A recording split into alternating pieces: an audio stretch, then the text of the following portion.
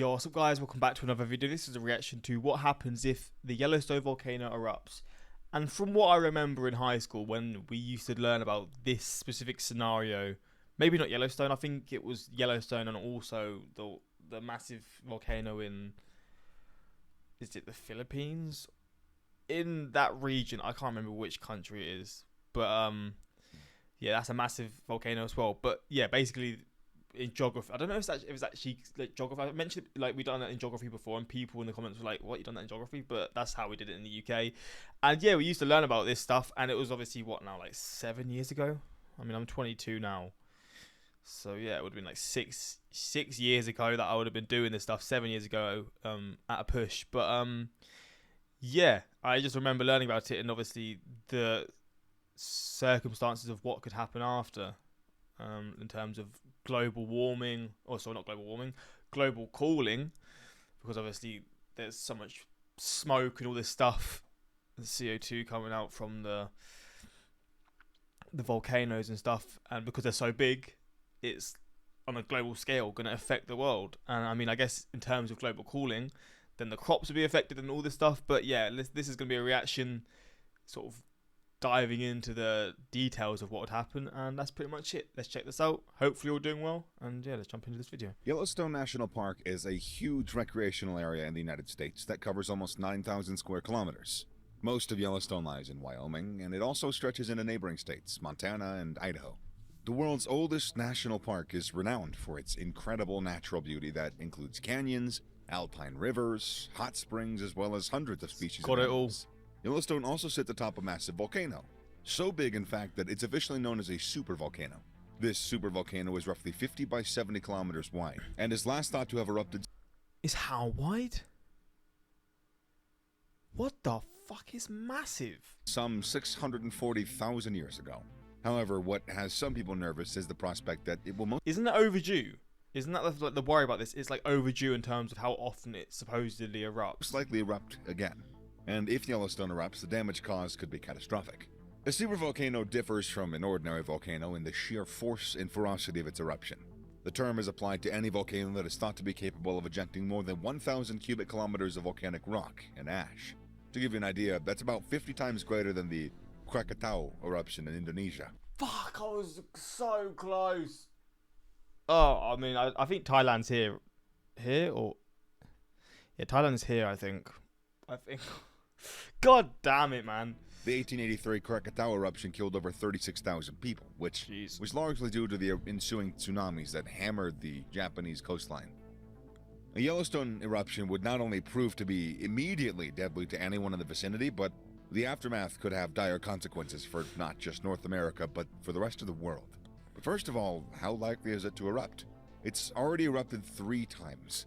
2.1 million years ago, then 1.3 million years ago, and the most recent was around 640,000 years ago. It's coming. These dates may seem very, very far back, and I mean, this is what, 800,000 years between, and then there's 700,000 years between. So yeah, it's coming, but I say it's coming also in like human time. It's very unlikely to happen probably in the next 50,000 to 100,000 years anyway. So. Almost too far back to comprehend and take seriously, geologists are convinced that one day Yellowstone will produce another massive blast. Currently, the national park sits atop of 3 overlapping calderas. Caldera is the Spanish word for cauldron, and they're a kind of bowl-shaped depression in the earth, caused by previous eruptions. When a supervolcano erupts, the amount of molten lava and rock emitted is so vast that the ground holding it simply collapses into itself, creating a caldera. There are several of these calderas scattered throughout the world, in both North and South America, New Zealand, Russia, and Indonesia. These previous eruptions provide scientists with clues as to what might happen should Yellowstone erupt again. The Yellowstone supervolcano eruption would go something like this. A plume of heat would rise up from deep within the Earth's mantle, melting rocks in the Earth's crust, which lies above the mantle, closer to the surface. These hot, molten rocks are also known as magma. The magma forms a chamber of semi-solid rock, water vapor, methane, carbon dioxide, and other gases.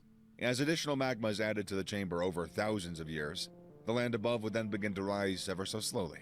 This effect will be a gradual dome shape that's created inch by inch by growing pressure from magma beneath the surface. Cracks and fractures then start to appear when the volatile mix of molten rocks and gases can no longer be contained.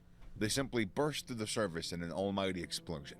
Geologists have compared this eruption to opening a bottle of cola after shaking it vigorously. Jesus. It's important to note, however, that at the moment, the crust and mantle beneath Yellowstone are still basically solid. While they're certainly hot, they are yet to form into the liquid magma, which is the catalyst for eruptions. Scientists figured that the underlying chambers would have to be at least 50% magma for an eruption to take place. Of course, this is just guessing, as no supervolcano has erupted in the history of humans on Earth. If things were to change, though, and the amount of magma increased, the situation could get fairly ugly. The predicted consequences of such a massive eruption are devastating. For starters, anyone living in close proximity to the blast would be lucky to survive. Yeah. This means at least 100,000 people could be killed by the initial explosion. The volcanic lava flows wouldn't pose too much of a problem, as scientists have gauged previous eruptions at Yellowstone to determine that lava spreads only reach several kilometers from the center. What is concerning, though, is the ensuing ash clouds and gas emissions that would severely affect the people, animals, and the environment. Lake Toba in Indonesia is one of the world's largest calderas and is thought to have been created from a colossal eruption some 74,000 years ago. The Mount Toba eruption propelled so much ash into the stratosphere that it created a catastrophic volcanic winter.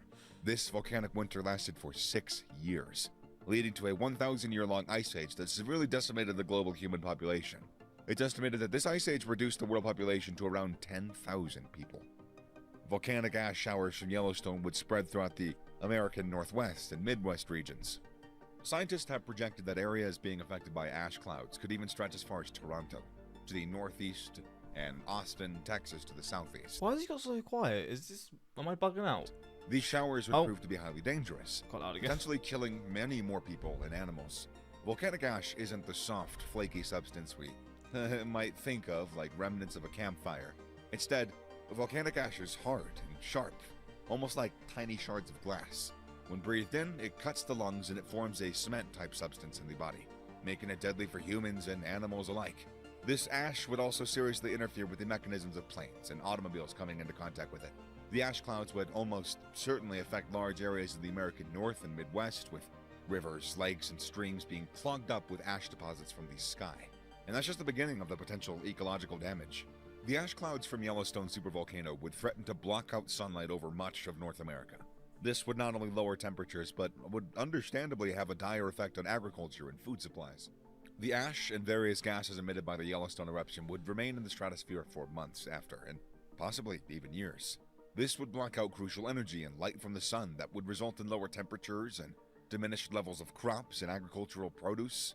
And in a country like the US, where they have so much farmland for the world, also for themselves, but for the world, that's just cool. That's just the disaster that will come on from that is unimaginable. At worst, it might lead to mass food shortages and even famine, with the economic and environmental impact being felt around the world. It would make a significant part of North America uninhabitable, with homes destroyed, water supplies contaminated, and crops and livestock left to perish. Serious stuff indeed. If all this sounds apocalyptic, don't worry. It's very much the most dramatic, worst-case scenario we could kind of envision. Experts have been quick to point out to anyone raising the alarm that any signs of volcanic activity at Yellowstone will be well telegraphed in advance. Nevertheless, geologists have pinpointed a giant flume of hot rock lying deep in the Earth's mantle. This hot rock is roughly 640 kilometers below the Earth's surface, and it serves to melt rock in the upper chambers, creating small pools of magma. As more magma builds up, the Yellowstone surface heaves upwards. Small earthquakes can relieve this pressure by allowing hydrothermal liquids to seep out, causing the ground to subside. Scientists have noted that since 2004, more and more of Yellowstone caldera has been surging upwards at a rate of almost 3 inches per year, which leads experts to predict that when it comes to a Yellowstone eruption, it's a question of when, not if. Optimists suggest a small-scale eruption similar to that at Mount Pinatubo in the Philippines. That might be in the cards. The Mount Pinatubo eruption in 1991 killed 800 people and caused over $200 million in property damage. Lovely. Planes flying near the Flipping region hell. after this eruption encountered severe ash clouds that caused a further $100 million in damages. The Mount Pinatubo eruption could be seen as... it could have been a lot far worse, basically. Experts had been tracking volcanic activity, paying special attention to a growing series of mini-earthquakes that signaled a burgeoning buildup of magma near the Earth's surface. Yellowstone is being closely monitored as well, and many believe that minor earthquakes or hydrothermal explosions are greater hazards.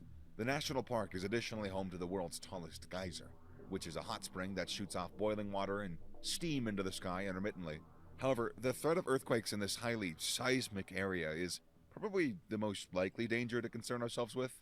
The sensational image of a volcano erupting captures. I'm just thinking, this sounds very what's the thing?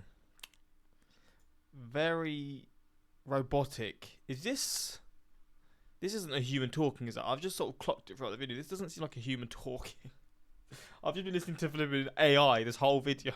You know what? I'm still learning, but maybe I'm wrong. But this is really reminding me of AI. Our imagination. We think of people in Pompeii dashing to escape deadly seas of lava and towns being buried under volcanic rock.